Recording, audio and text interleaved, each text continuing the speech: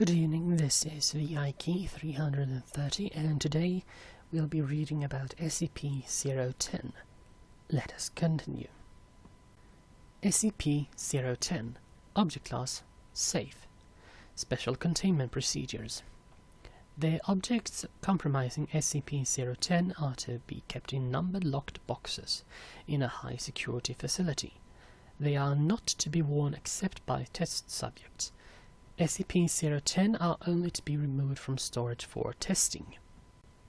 Description: SCP-010 consists of a series of 6 apparently identical cast iron collars with numbered metal tags and 1 remote control.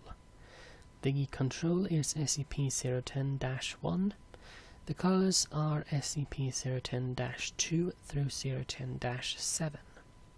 The collars contain intricate electronic components and are powered by small 5 mm diameter and 2 mm thick 100-volt batteries. These batteries are rechargeable. The remote is a heavy black box resembling an old-style handheld radio transmitter/receiver with a primitive blue-white cathode ray screen and a series of more than 100 unlabeled buttons, as well as a frequency tuner. Through trial and error, the frequencies of all 6 currently found collars have been discovered. A label in Russian is stamped into the metal along with their logo, consisting of workers building a pyramid. No official Russian corporation or government agency uses this logo or matches the words stamped into the metal.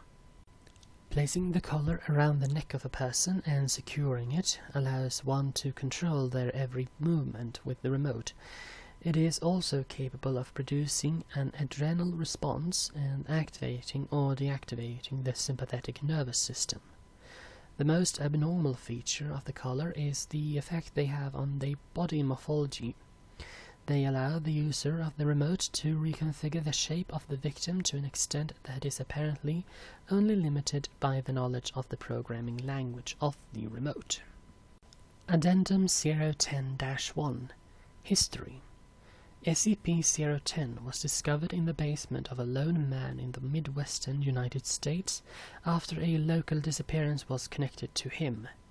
When the police raided the man's house, they found SCP-010 as well as several dead bodies. One of the bodies was identified to be the man.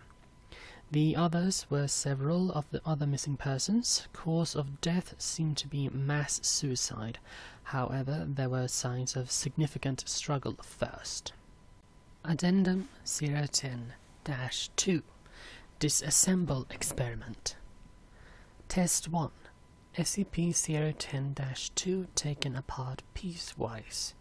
The parts labeled and several photographs taken, then reassembled. The result. After reassembly, SCP-010-2 continues to function.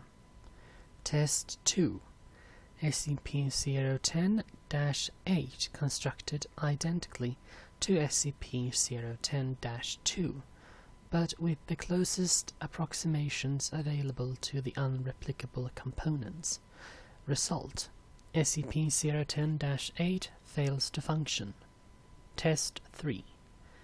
Unreplicable components are from SCP-010-2 placed into proper locations on SCP-010-8. Result: SCP-010-2 ceases functioning with removal of components. SCP-010-8 begins to function. Test 4. Components returned to SCP-010-2. Replicable components in SCP-010-2 replaced randomly with replicas. The result: SCP-010-2 begins functioning with the return of components.